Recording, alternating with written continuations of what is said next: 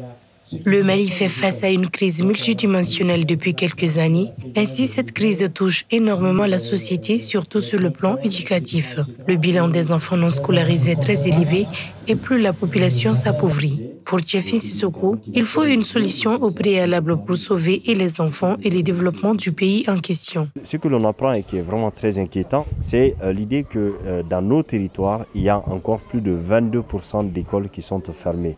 Et que dans certaines zones de Mopti notamment, il y a des taux de fermeture qui dépassent les 40%.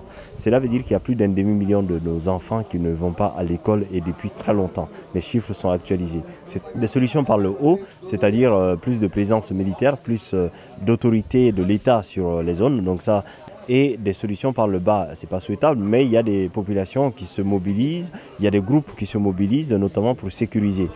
Après des recherches, une forte crainte s'installe car toute cette jeunesse laissée à son sort n'est pas à l'abri du terrorisme, dit Lamine Savani. Je pense qu'on doit prendre le problème très au sérieux parce que ça pourrait avoir des conséquences énormes dans l'avenir, surtout quand toute cette masse d'enfants et d'élèves ne pourra bénéficier d'une formation digne de ce nom. Il y a un risque réel que ces enfants se retrouvent un jour dans les rangs de ces groupes, une fois devenus de jeunes adultes. Je crois que c'est là le véritable danger.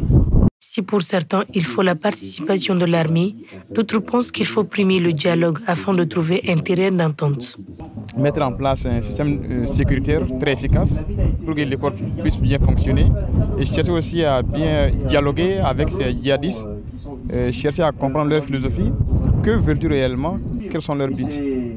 Cette conférence fait appel à plusieurs solutions pour mieux venir en aide à toutes ces régions qui sont en proie à une insécurité grandissante et pour les aider à mieux instaurer la paix.